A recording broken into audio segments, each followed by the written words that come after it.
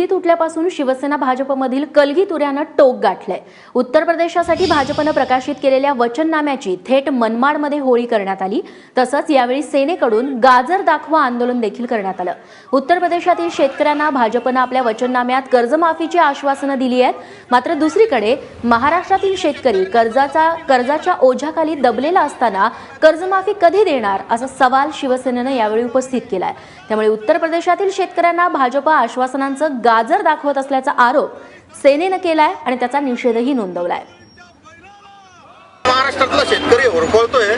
आमच्या यूपीच्या शेतकऱ्यांना सवलती देण्याबद्दल दुमत नाहीये, त्यांनाही मिळाल्या पाहिजे। पण आधी महाराष्ट्रातला शेतकरी होरपळत असताना 2.5 वर्षापूर्वी त्यांना आश्वासन दिलेलं असताना त्यांचा विचार न करता आता नवीन आश्वासन यूपीमध्ये दिले जात आहे। म्हणून त्यांचा यूपीचा जाहीरनामा जाळून आणि हे गाजर दाखवून का तुम्ही हे गाजर वाटणं बंद करा, आधी प्रश्न सोडवा।